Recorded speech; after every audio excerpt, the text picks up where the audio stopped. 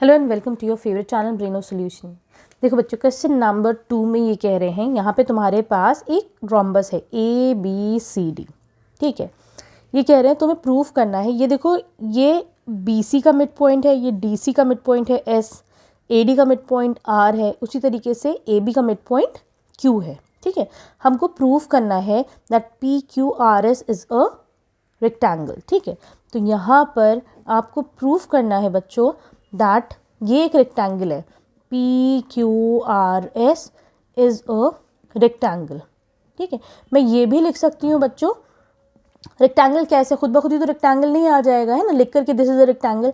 तुमको क्या प्रूफ करना पड़ेगा, यहाँ पे हमें प्रूफ करना पड़ेगा बच्चों कि ऑपोजिट साइड्स इक्वल है और इनका जो एंगल है दैट इज 90 डिग्रीज। ठीक है, मैं अगर ये बोल दूँ that RS is equal to PQ, ठीक है, या फिर ये बोल दूँ that RQ is equal to SP, opposite sides equal हैं, और मैं क्या कह सकती हूँ दैट एंगल S या एंगल P या एंगल Q, है ना, या एंगल R, ये क्या है बच्चों 90 डिग्रीज है। अगर मैं ये प्रूफ कर दूँ ना तो हम ये बता देंगे बच्चों कि ये एक रेक्टेंगल है। ठीक है, क्लियर हो गया। चलो अब हम इसका प्रूफ स्टार्ट करते हैं। देखो बच्चों, अब तुम लोग ऊपर वाले ट्राइंगल में, in triangle ADC, in triangle ADC की अगर हम बात करते हैं ऊपर वाले ट्राइंगल में, ये कह रहे हैं R and S are the mid points of AD and DC, है ना।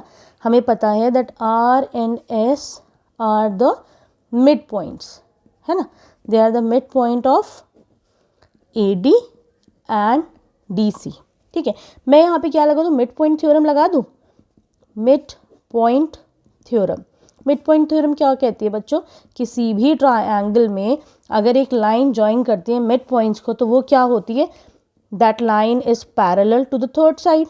दूसरी बात क्या कहती है, that line is equal to half of the third side, है ना। ठीक है, इसको तुम मान लो अपना इक्वेशन 1। यहाँ पर RS तुम्हारी AC की आधी और AC के पैरेलल है। ठीक, अब तुम आ जाओ नीचे वाले ट्रायंगल में, तो देखो बच्चों, इन ट्रायंगल ABC, ये जो वाला ट्रायंगल है, अगेन मिड पॉइंट थ्योरम लगाती हूँ, P and Q are the mid points, है ना, P and Q are the mid points, they are the mid point. मैं यहाँ पे मिड पॉइंट थ्योरम लगाती हूँ तो मैं क्या कह दूंगी, बाय मिड पॉइंट थ्योरम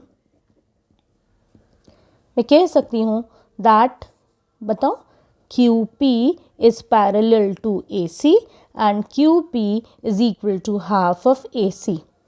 अगर किसी ट्राइंगल में दो मिड पॉइंट्स को ज्वाइन करते हैं एक लाइन से, वो थर्ड साइड की क्या होती है, हाफ होती है और पैरेलल होती है। ठीक है, मैं इसको ले लेती हूँ अगेन अपना इक्वेशन 2। ठीक है बच्चों, सही। अब देखो फ्रॉम 1 एंड 2 हम क्या कह सकते हैं बच्चों, देखो ये तो हो गया इसका ADC का, ये हो गया ABC का, तो फ्रॉम 1 एंड 2 तुम क्या कंक्लूड कर सकते हो, हम कह सकते हैं that RS is parallel to QP and RS is equal to QP sorry. ठीक है, आपने ये कह दिया, सही है। अब देखो बच्चों, इसी तरीके से ये इसके पैरेलल है ना, और इसके इक्वल है, उसी तरीके से ये इसके पैरेलल है और इसके इक्वल है कि नहीं। हम कह सकते हैं that similarly RQ is parallel to SP, है ना, and RQ is equal to SP। ये P है बच्चों, P, ठीक है, दिस इज नॉट R। ठीक है, सही है। अब ये भी आ गया बच्चों, तो मैं यहाँ पे क्या कह सकती हूँ बच्चों, that PQRS is a parallelogram. तो यहाँ तक तो बात आ गई बच्चों कि ये एक पैरेललोग्राम है, तो ये तुम्हारा इक्वल तो हो ही गया। ठीक है, देखो सारी इक्वल हो गई, है ना, और ये एक पैरेललोग्राम बन गया, दैट PQRS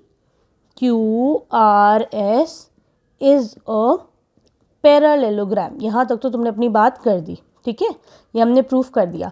अब हमें आगे क्या प्रूफ करना है कि ये एक एंगल को भी 90 कर दो तो सारे 90 हो जाएंगे। ठीक है ना बच्चों, चलो अब मैं क्या करती हूँ, नई शीट पर ये फिगर ले लेते हैं हम।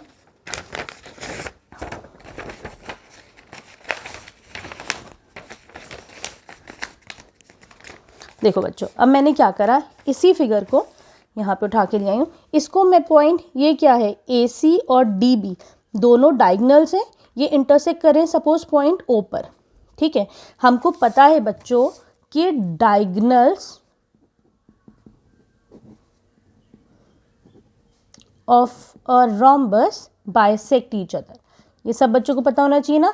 Diagonals of a rhombus bisect, they are perpendicular to each other, ठीक है, they are perpendicular to each other, ठीक है, परपेंडिकुलर टू ईच अदर, ठीक है। तो मैं यहाँ पर कह सकती हूँ that AC is perpendicular to DB, ठीक है। क्या है बच्चों कि देखो AC DB के परपेंडिकुलर है एट पॉइंट O, यहाँ पे 90 डिग्री का एंगल बन गया है कि नहीं बच्चों, ठीक है। अब देखो बच्चों इसको पॉइंट ले लो तुम M, इसको ले लो L। अब देखो तुम्हारा RS पूरा पैरेलल था AC के, है ना, तो मैं ये कह सकती हूँ that MS is parallel to OL, क्योंकि ये उसके पार्ट है ना। कैसे कहेंगे हम, क्योंकि RS is parallel to AC, this implies that MS is parallel to OL। ये आधा वाला इस आधे के इक्वल पैरेलल हो जाएगा, है कि नहीं। उसी तरीके से देखो SP is parallel to RQ, है ना, तो ये इसके sorry SP is parallel to DB, तो मैं कह सकती हूँ SP is parallel to MO, है ना। क्यों, क्योंकि SP is parallel to DB, तो हम यहाँ से कह सकते हैं that SL is parallel to MO। ये इसके पैरेलल है ना, ये इसके पैरेलल है कि नहीं, तो ये खुद क्या बन गया बच्चों, ये एक पैरेललोग्राम बन गया। This implies that MOLS is a parallelogram, ठीक है बच्चों, सही है, ये पैरेललोग्राम हो गया। अब हमें पता है अगर एक एंगल 90 है तो पैरेललोग्राम का दूसरा एंगल भी ऑपोजिट एंगल सेम होगा, है ना, क्योंकि angle O is equal to 90 degrees, this implies that angle S is also 90 degree. क्यों, ऑपोजिट एंगल्स आर इक्वल, है ना, opposite angles are equal in a parallelogram, ठीक। अब देखो बच्चों ये भी 90 ये भी 90, हमें पता है दो एडजेसेंट एंगल्स का सम कितना होता है 90 होता है ना। एक से तुमने प्रूफ कर दिया तो सब 90 ही हो गए, है ना, लेकिन करके देख लेते हैं। अब देखो दिस इम्प्लाइज दैट इन दोनों का सम 90, ये 90 है तो L भी 90 हो जाएगा, this implies that angle L is also 90। फिर ये इसकी इक्वल हो जाएगा एंगल M के, क्यों, ऑपोजिट एंगल्स आर इक्वल, ठीक है। तो ये क्या हो गया 90 डिग्री हो गया। तो इसका मतलब क्या हुआ बच्चों, ये क्या हो गया पूरा तुम्हारा P, सॉरी मुझे ये नहीं करना था, मैं सॉरी, देखो S को करा है ना तुमने, ये 90 हो गया तुम्हारा, ठीक, तो Q भी 90 होगा, ये था, है ना, अंदर का तो नहीं करना है, मैं बाहर का करना है, सॉरी। देखो S हो गया, this implies that Q is again 90, angle Q भी 90, फिर एंगल P भी 90, है ना, एंगल P भी 90, एंगल R भी 90 हो जाएगा, क्योंकि एक 90 है पैरेललोग्राम में तो सारे 90 हो जाएंगे, ठीक है बच्चों। This implies that PQRS is a parallelogram, sorry this is a rectangle, ठीक है बच्चों, क्लियर है, अच्छे से वीडियो समझ में आई है। चलो